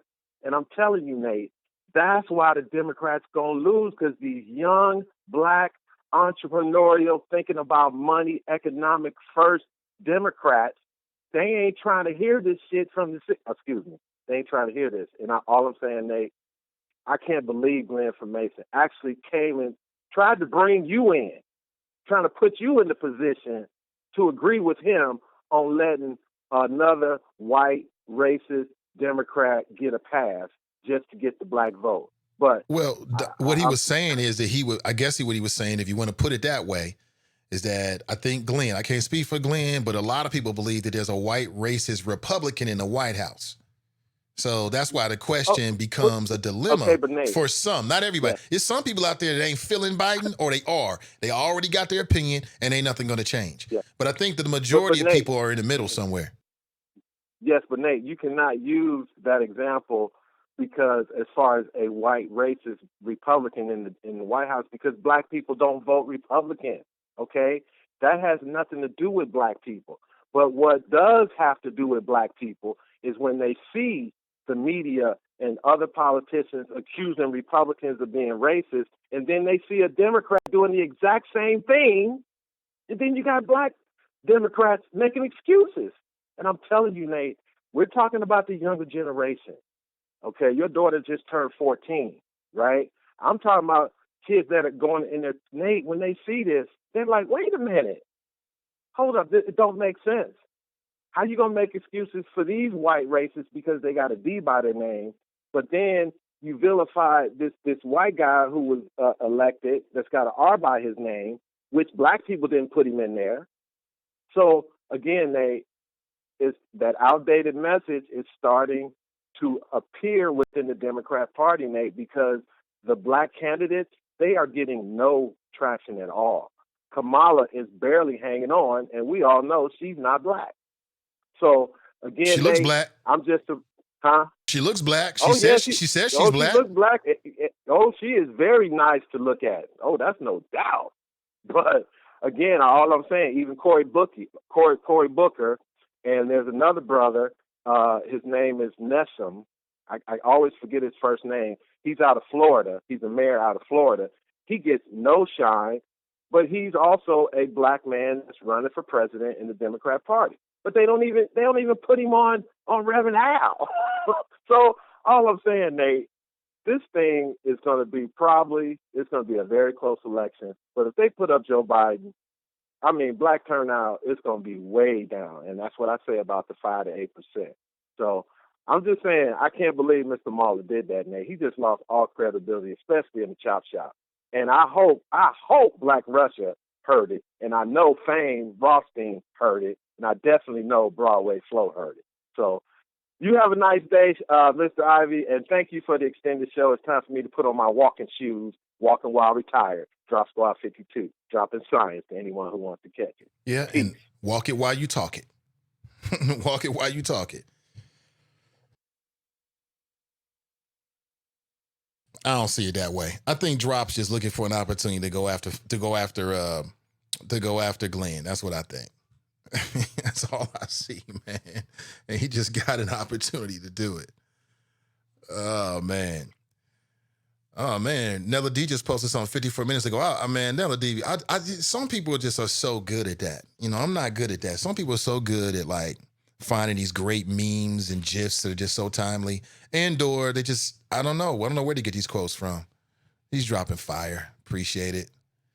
I want to say it again, you know, shout out to Ebony J. And she just had her 3rd annual Queens conference and awards.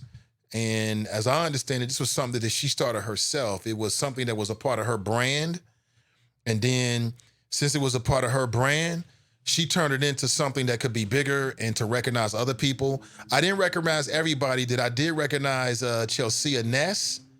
Shout out to Chelsea, well deserves. I mean, she's broadening, you know, young people's horizons with her STEM programs. I wasn't aware of some of the other queens, but I'm sure that they were, if Ebony J was involved, I'm sure they were well deserved. And she did that on her own. Yeah.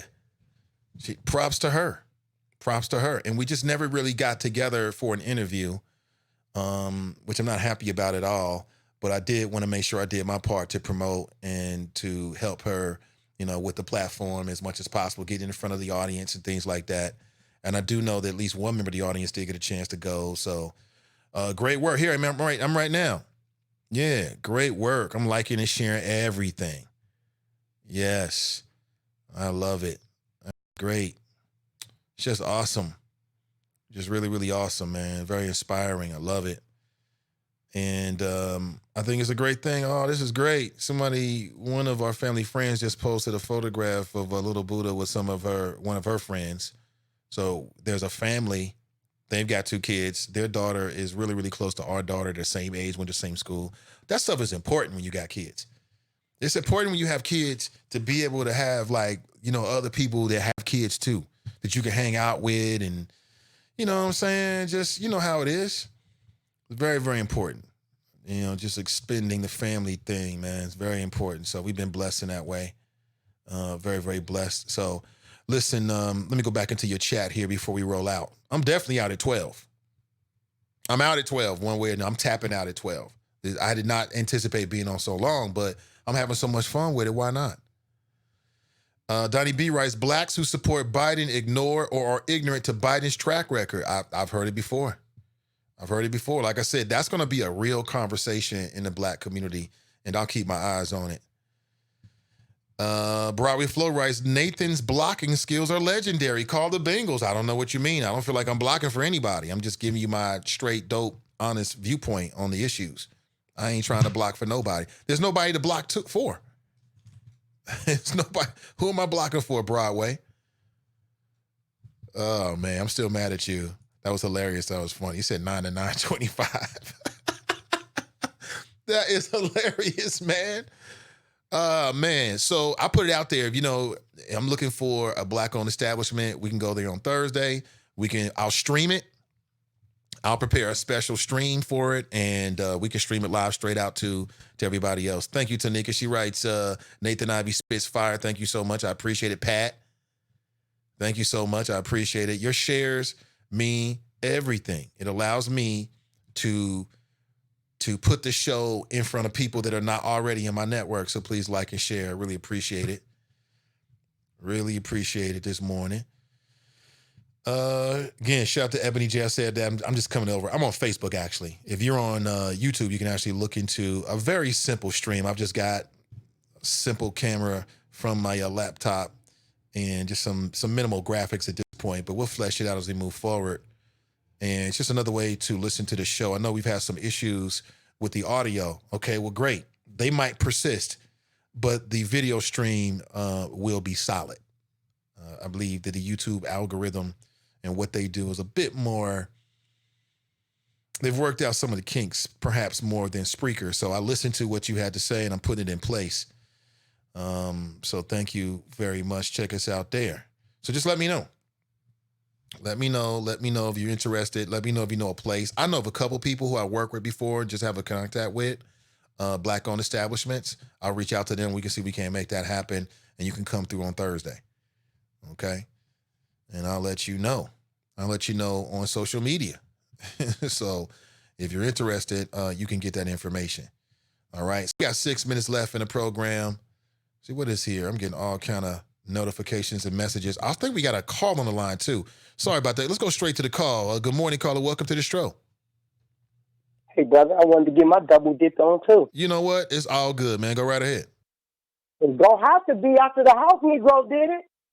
Hey, brother, you so it's wrong for kind of that. strange. He made so much complaint about me doing it. He even mentioned when he did it about me doing it. Ain't that something? I wanted to make a point at him though. I've been trying to get the brother to have a debate with me for the longest, but he go and debate my underling. Everybody and their mama know I've been kicking Ken's butt on the bus from A1 day one till today.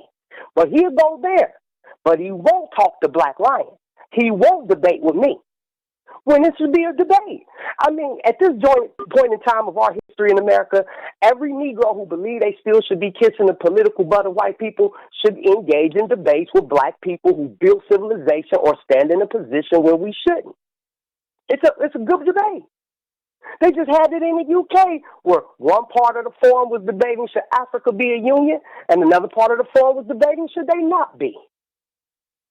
That sounds like a good debate. But of course, you still on your house Negro, bicycle. Well, so you ain't gonna look. Let me set the record straight here. I mean, I'll set it up. We can do it this week. The only issue is what do you want to debate about? And again, I'll let you and Glenn come up with that. I've been saying it for months. And I've been telling you that. Hold on. I've been telling you the same thing for months. I'm willing to do it, but the problem is, and this is just my perception. I could be wrong about this. Okay. But you also got to take responsibility for your prior actions and the way you conduct yourself. It don't happen in a vacuum. You have a tendency to get very emotional and it fucks up the conversation. That's what happens. You get all on this other thing and the conversation becomes less productive. That's all I was saying. But if you want to debate on something, cool, let's do it.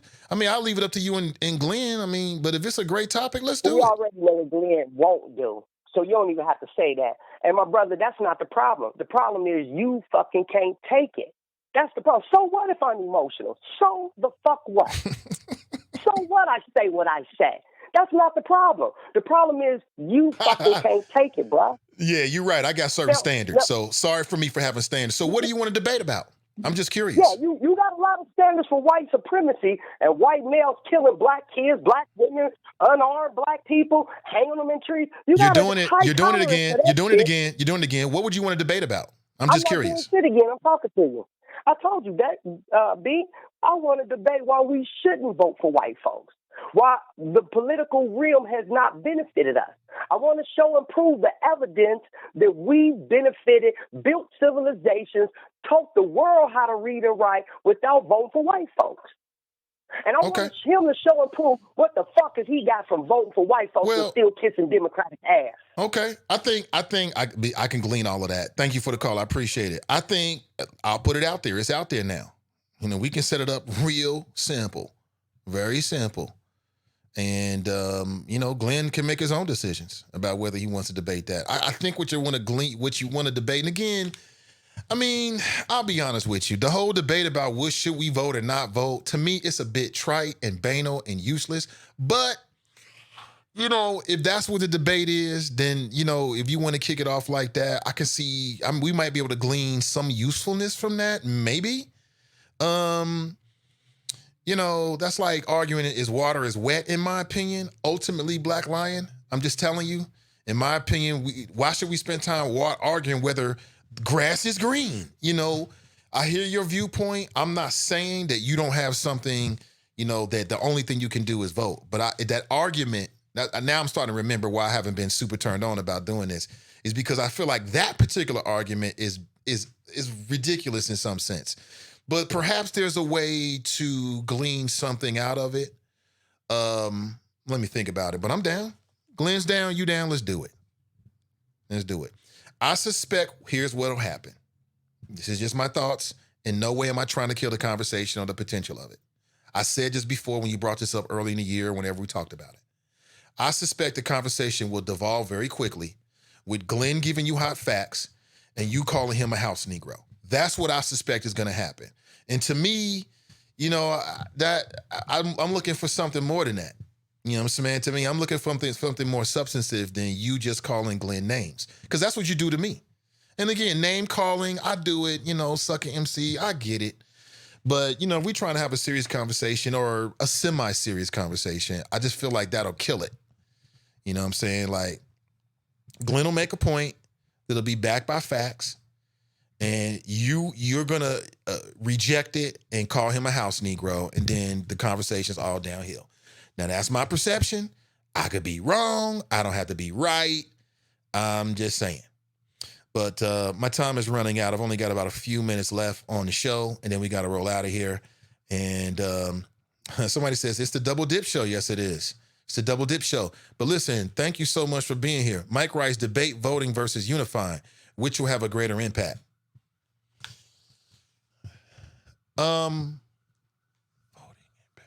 Voting versus unifying.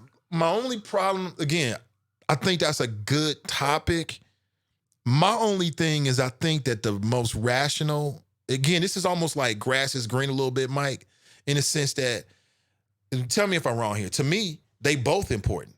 The unifying, and by unifying, that means collective efforts away from the political system, are just as important as our efforts in the political system is hand in hand. Like I said, when you go into war and you see these guys in World War II, World War I, they've got a bayonet that's got a weapon on it. They've got a rifle. They got a sidearm. They got grenades. They got chemo. They have a multitude of ways to deal with whatever the obstacle the enemy is.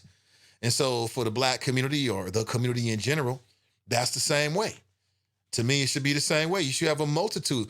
You know, it's like Hawkeye, you know, if you went to that kind of thing. He's got a lot of different arrows in his quiver that do different things. That's the way the Black community should be.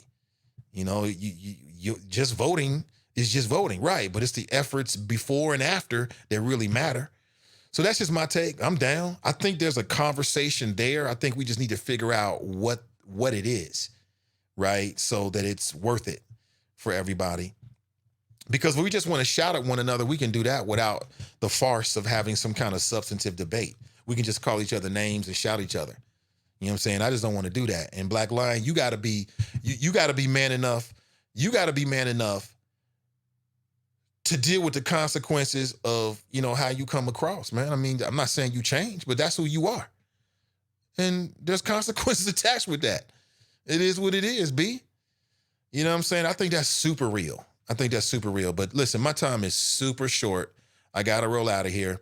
I'll be back with you bright and early tomorrow morning. Bright and early at 7 a.m., not 9 a.m. from 925 Broadway Flow. You were so wrong, man. That is hilarious. Oh, man.